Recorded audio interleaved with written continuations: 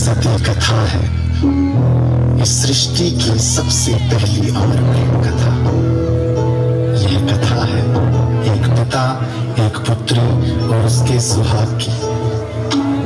यह कथा है प्रेम, त्याग, अभिमान और विषाद की, जहां नियति के हवाले से घटा कुछ ऐसा प्रसंग कि जिसने स्वयं देवाधिदेव महादेव को भी प्रेम और वियोग की अग्नि में जलने पर विवश कर दिया।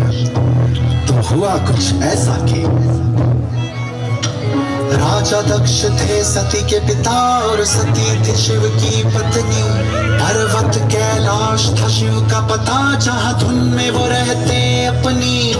राजा दक्ष थे खफा सती से, उसे भोलेनाथ ना भाते। कहते काल शेर की ओढ़े फिरता, सांप गले लटका के।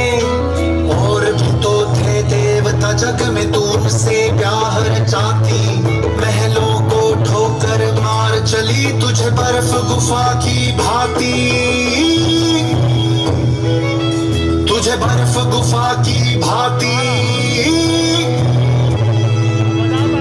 माता सती जवाब में कहती है, आप मेरी चिंता ना करें, मैं सभी देवताओं का सम्मान करती हूँ, मगर मेरे जीवन में महादेव का अतुलनीय स्थान है और शायद आपने उनका आकलन सही से नहीं किया, क्योंकि है देवों के वो देव प्रभु श्री महादेव कहलाते।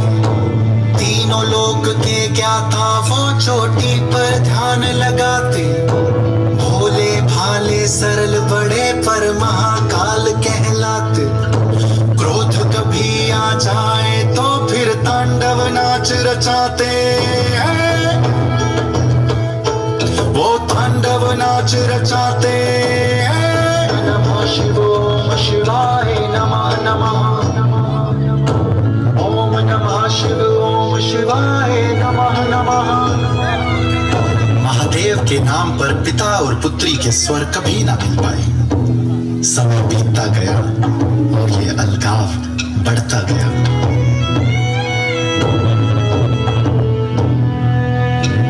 एक बार की बात, दक्ष ने महायज्ञ बिठवाया।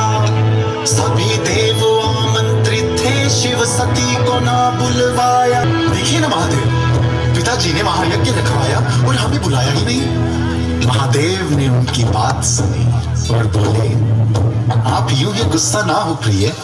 क्या है कि मुझे ना किसी यज्ञ में रुचि है, मैं इन बातों से ऊपर। युगन युगन से योगी हूँ मैं, योग में बैठा बेहतर। पिता को अपने तुम ही जानो, जाकर उनसे पूछो। देखो पर क्रोधित ना होना, जल्दी वापस लौटो। तुम जल्दी वापस लौटो।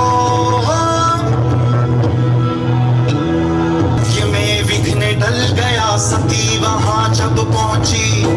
पिता से झल्ला कर बोली, ये बात सहन ना होगी। न कोई यज्ञ आए, मैं छोटी लाडली पुत्री, आप तो मुझे भी ना बुलवाए।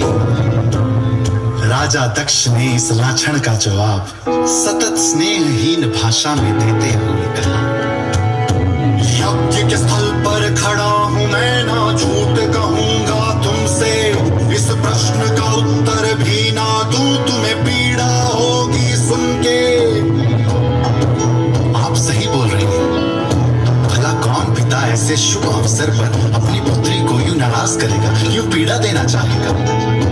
तो आप बस इतना बता दीजिए कि हमारा स्थान कहाँ है। स्थान? कौन सा स्थान? कैसा स्थान?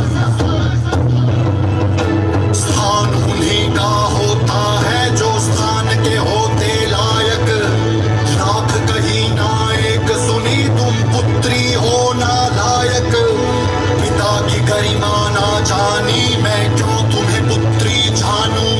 अनपढ़ अशिष्ट संग रहती हो, मैं तुम्हें भी वैसा मानूं। यूं तो वहां सभी देवतागण उपस्थित थे, मगर बीच में कोई ना आया। सब मौन होकर सुनते रहे।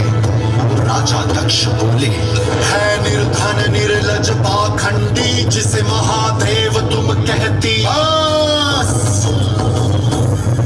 अपमान के बोल जो तुमने बोले वापस ना कभी होंगे। अभिमान लघु बड़े रिश्ते हैं निभते ना तुमसे होंगे। पति की मान मर्यादा पर मैं न्यौछावर हो जाऊं। खून का रिश्ता है तुमसे उसे आज ही राख बनाऊं। यहाँ सभी देव आमंत्रित थे पर कोई भी कुछ न बोला। महादेव पर लाछन थे सुन कोई हृदय न डोला। अब सहन न क्षण भर कर पाऊं तुमसे एक पल का नाता। अंतिम आहुति यज्ञ में मेरी होगी ये अग्नि माता, होगी ये अग्नि माता। शंकर पार्वती रमणा नंदी नमो नमो नमो।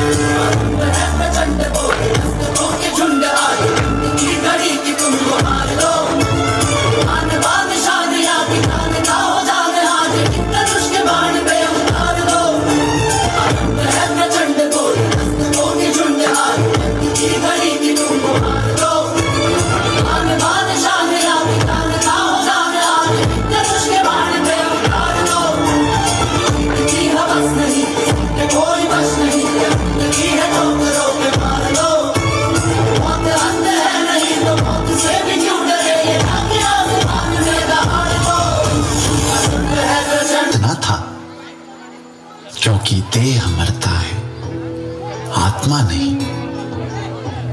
और फिर माता सती ने दोबारा जन्म लिया पार्वती।